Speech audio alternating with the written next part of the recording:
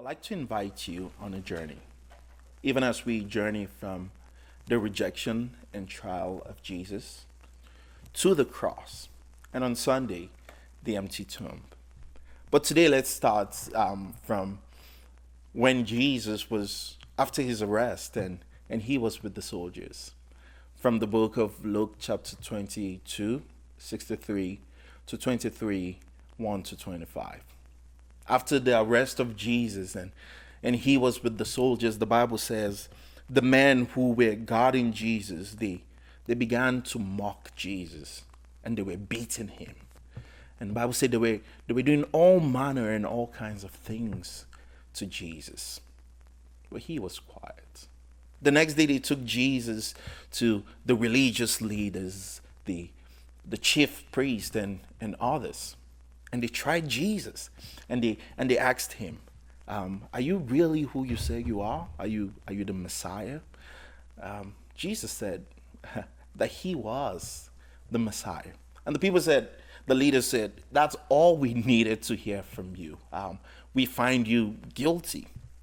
And the next phase of their trial was, the Bible said they took him to Pilate. And Pilate tried Jesus also. But the interesting twist was Pilate found Jesus not guilty. And the people, the religious leaders, they said, no, this man is guilty according to our religious laws. And they said that Jesus has caused so much trouble in Judea and in Galilee.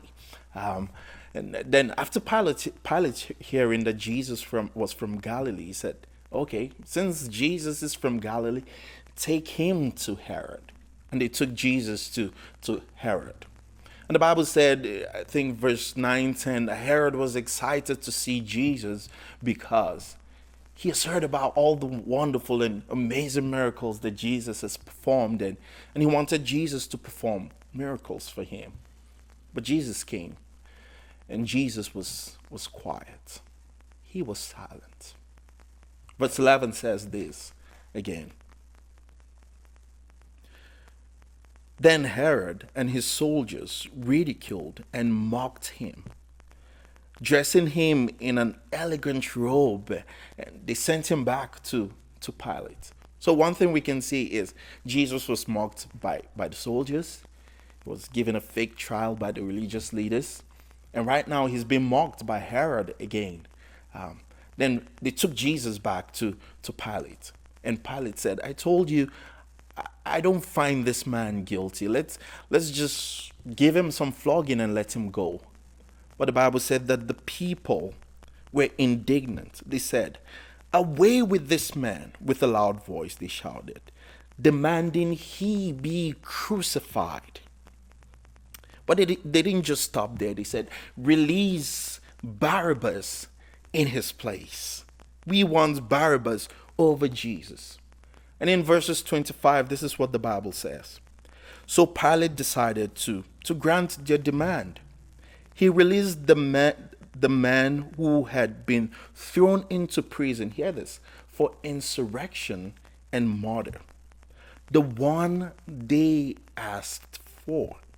And surrendered Jesus to their will. I know what you're thinking. What crazy people will actually demand this good, perfect, sinless man and say, we want a thief, a murderer in his place. But that's exactly what they did. And those crazy people, they're just like us. Always wanting our own way, always wanting our own desires over what Jesus wants for us. I can imagine the creator of all things, who made even the soldiers, the chief priests, everyone, with his own hands, he made all things. And he stood facing the mockery from those that he has created. But he said nothing. Did nothing. Why? It's so that you and I can find a place at the table. You see, it was all part of the divine drama that God was ushering to bring new humanity out of what it used to be. And that's why Jesus Christ came. And even in that moment, he was performing something that we cannot perform for ourselves.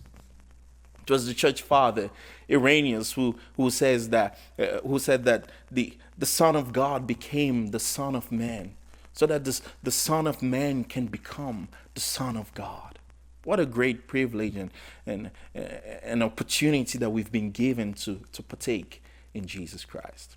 You see, the essence of any kind of trial is to find if someone is guilty or not.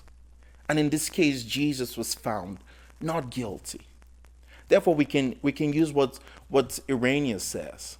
He who was found not guilty was declared guilty, so that you and I will be declared not guilty. What a great grace and mercy that God has offered us. And my prayer is that this Easter season, that together we can reject all the things that have drawn us away from Christ, all the Barabbases we've desired over Jesus, and that we will embrace him and his gift and sit around the table, because he endured all this so that we will participate and sit at the table. God bless you.